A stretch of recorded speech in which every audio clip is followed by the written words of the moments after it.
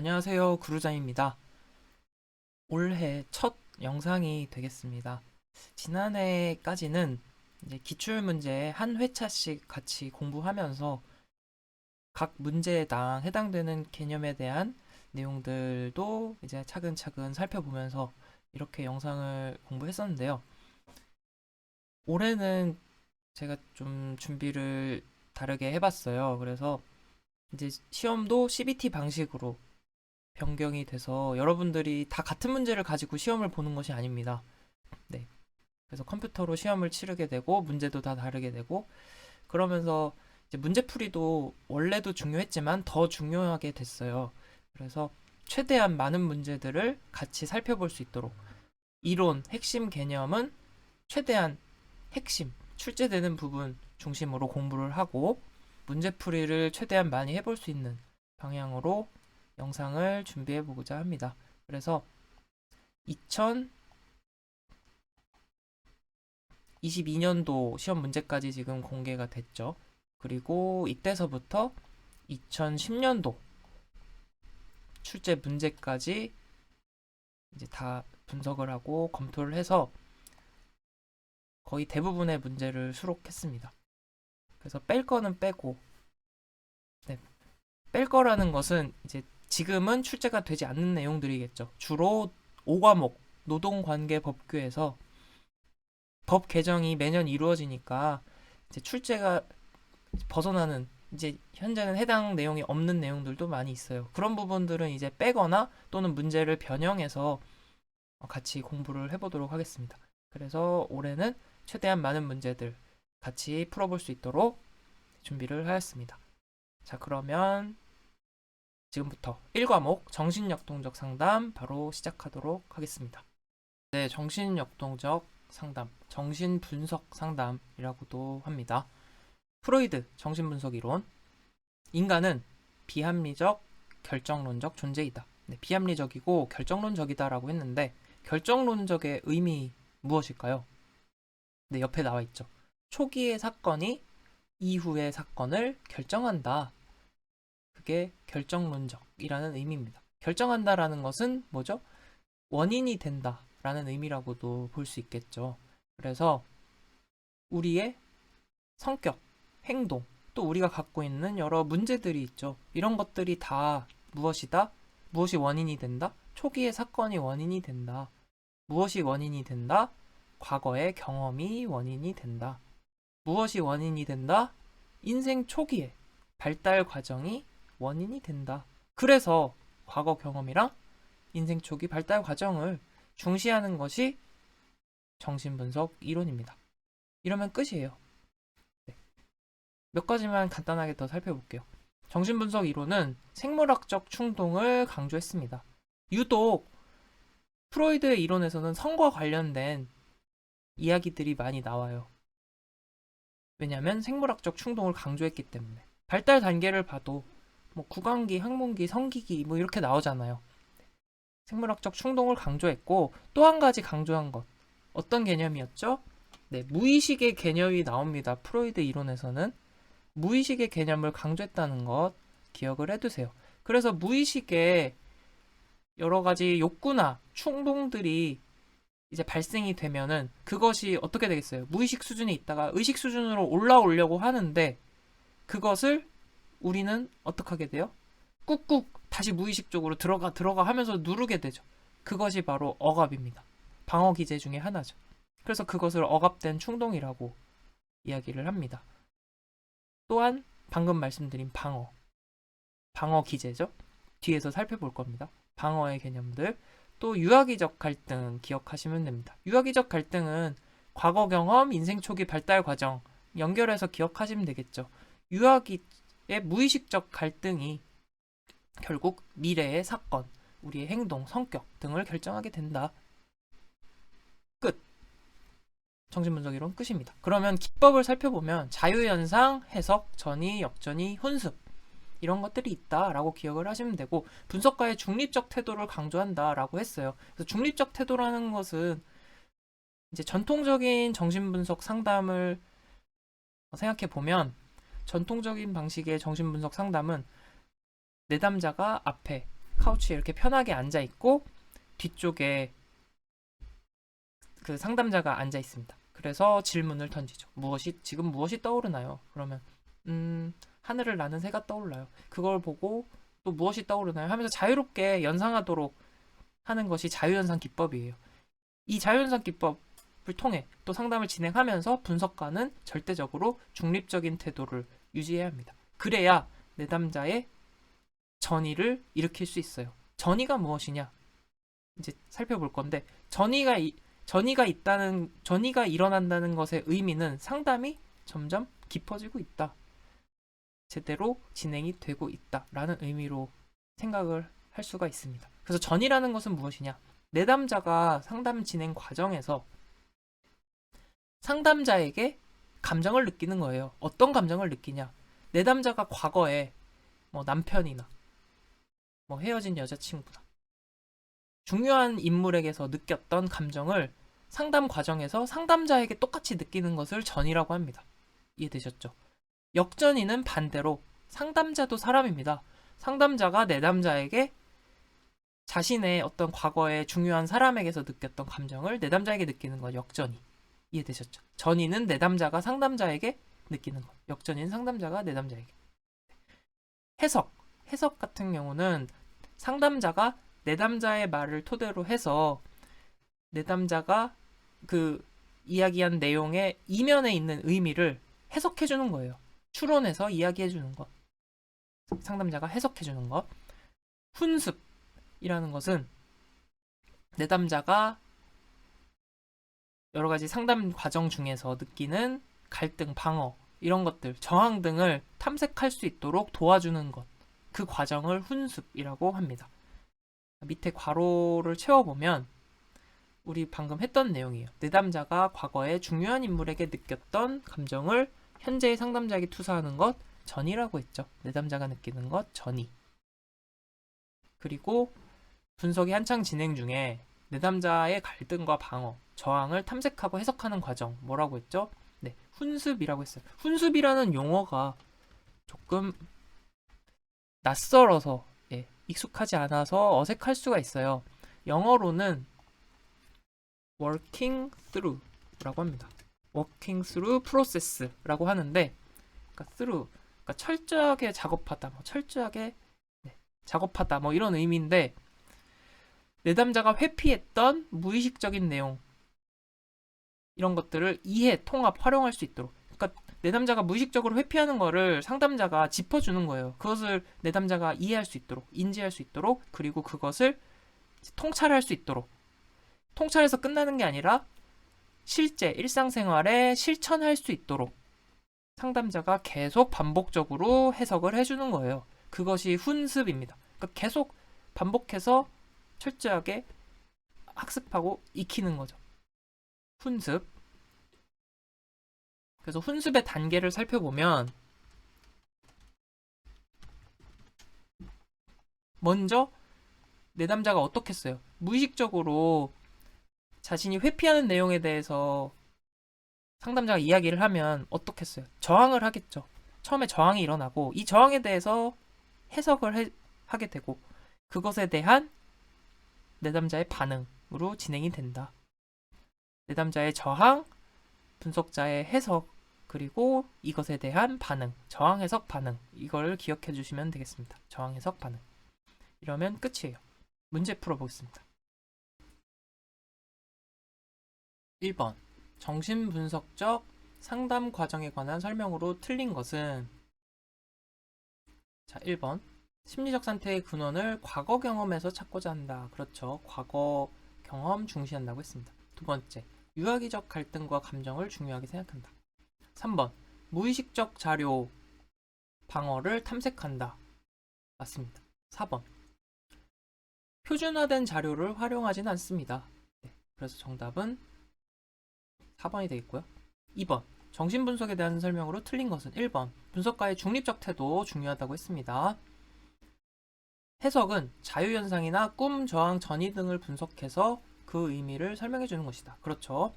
3번. 저항에 대한 주의를 환기시킨 후에 저항을 해석해 주어야 한다. 네, 내담자가 저항이 있는데 상담자가 그것에 대해서 바로 들어가기보다는 주의를 환기시키고 나서 해석을 해주는 것이 더 효과적이겠죠.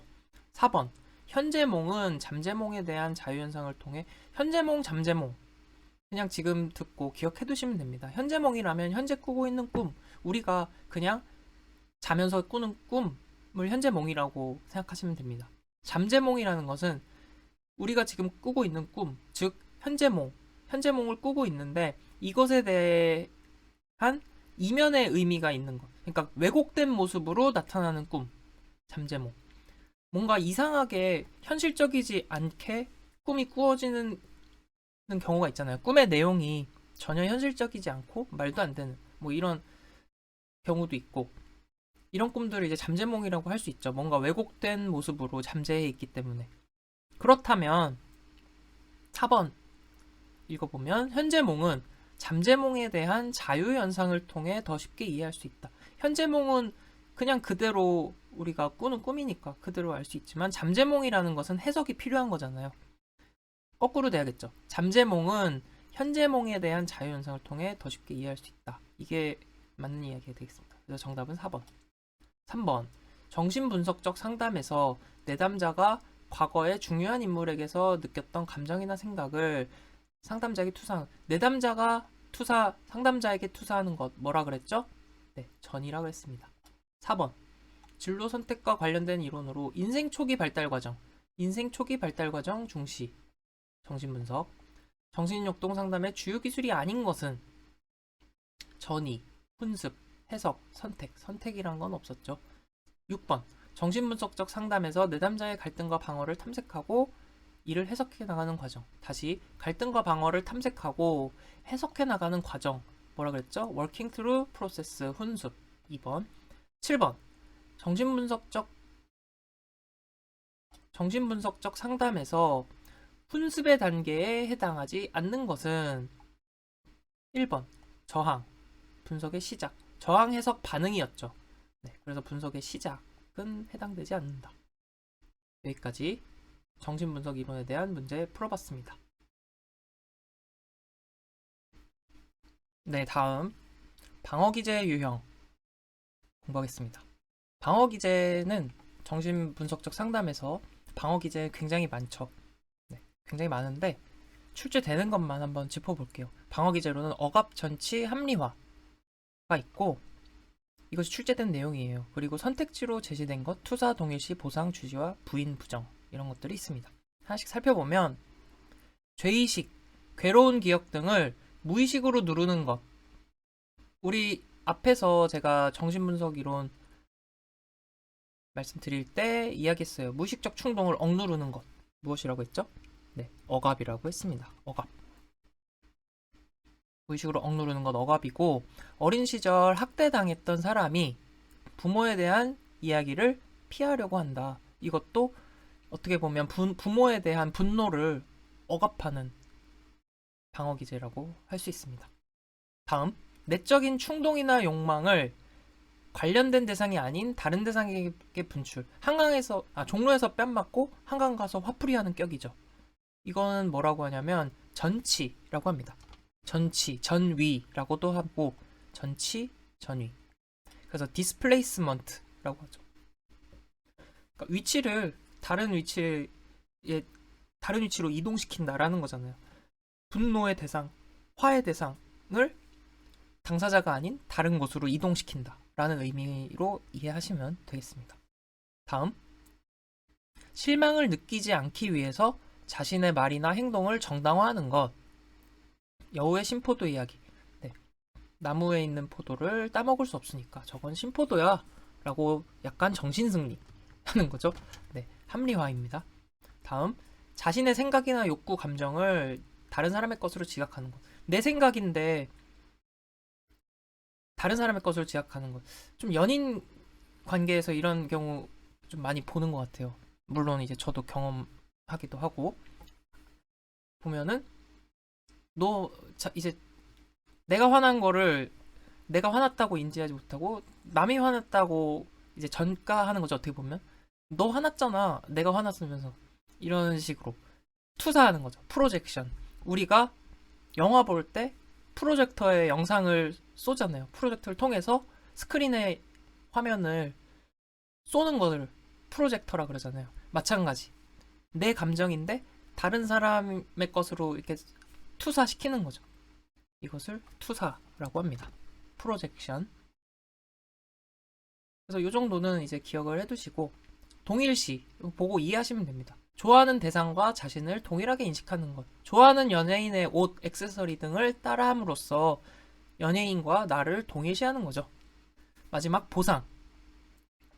자신의 열등감, 무력감으로 인한 욕구 좌절을 메우기 위해서 다른 장점을 강조 발전시킨다. 그래서 공부는 못하지만 성격이 아주 훌륭해. 이렇게 이야기하는 것. 보상이라고 할 수 있겠습니다. 자, 그러면 이제 문제로 다시 들어가서 1번. 스트레스에 대한 방어적 대처 중 직장 상사에게 야단 맞은 사람이 부하 직원이나 식구들에게 띄어쓰기 잘못했네요. 식구들에게 트집을 잡아 화풀이를 하는 것. 뭐죠? 종로에서 뺨 맞고 한강 가서 화풀이. 전위가 되겠습니다. 2번. 여우와 심포도. 뭐죠? 여우와 심포도 정신승리 합리화. 다음 내용에 해당되는 것은 프로이드 제시한 방어 기제 중 가장 중요한 것 하면은 뭐 억압이 나와야 되겠지만 더 내용을 살펴볼게요. 괴롭히는 욕구나 생각, 경험을 의식 밖으로 몰아냄으로써 감정적 갈등이나 내외적인 스트레스를 처리한다. 네, 억압이 되겠습니다. 그래서 방어 기제 문제도 같이 풀어봤습니다. 네, 여기서 이제 괴롭히는 욕구나 생각, 경험을 의식 밖으로 몰아낸다는 의미는 무의식으로 누른다는 얘기랑 같은 의미잖아요. 네, 그렇게 이해하시면 되겠습니다. 그래서 억압. 네, 진짜 방어 기제 문제 다 풀었습니다. 넘어갈게요. 네, 불안의 유형 살펴보겠습니다. 불안의 세 가지 유형, 정신분석에서 이야기하는 거죠. 정신분석에서 불안의 유형 세 가지 하면 현신도를 기억해 주세요. 현신도. 그래서 현 하면은 현실적 불안, 신 하면 신경증적 불안, 도 하면은 도덕적 불안. 이렇게 세 가지. 명칭만 기억을 해주셔도 됩니다. 이제까지 출제된 기출로 봐서는. 그래서 문제는 이제 해결할 수 있는데, 간단히 말씀을 드리면, 먼저 현실적 불안이라는 것은 우리가 현실적으로 느끼는 불안이요. 실제 느끼는 불안. 그리고 신경증적 불안이라는 것은 이제 원초와랑 자아 간의 갈등이라고 볼 수 있는데, 이제 간단히 말씀을 드릴게요. 원초와 자아, 초자 다 이제 나의 내면에 있는 것들이죠. 원초와라는 것은 무의식을 관장하는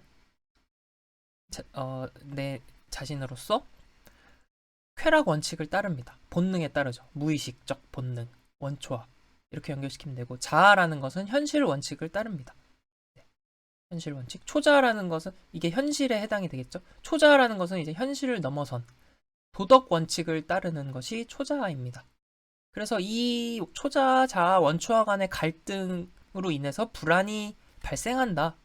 이것이 정신분석 이론에서 말하는 불안이에요. 그래서 현실적 불안이라는 것은 실제로 우리가 느끼는 불안을 말하는 것이고, 신경증적 불안이라는 것은 원초아와 자아 간의, 즉 본능, 무의식적 본능과 현실 원칙을 따르는 원초와 자아 간의 갈등으로 인해서 발생하는 불안이 신경증적 불안. 도덕적 불안은 뭐겠어요? 원초아와 초자아 간의 갈등입니다. 무의식을 따르는 원초아와 도덕 원칙을 따르는 초자아. 원초아는 쾌락을 따르고 초자아는 도덕을 따르죠. 이 둘 사이의 갈등으로 인해 발생하는 것이 도덕적 불안. 네, 근데 뭐 이것까지 자세히 다 기억하실 필요는 없고 현신도만 기억해 주세요. 현신도. 네, 근데 뭐 실기시험 가서는 또 이게 작성을 해야 될 수도 있으니까 공부해 놓으시면 좋죠. 1번. 정신분석에서 제시하는 불안의 유형을 모두 고른 것은 현신도라고 했어요. 현실적 불안, 신경증적 불안, 도덕적 불안. 정답은 4번. 2번. 불안의 유형에 해당하지 않는 것은 현신도, 그래서 심리적 불안 이런 거는 없었습니다. 여기까지 해서 정신분석 상담 내용 정리를 마쳤습니다. 다음 영상 이어서 정신역동적 지역상담 이어갈게요.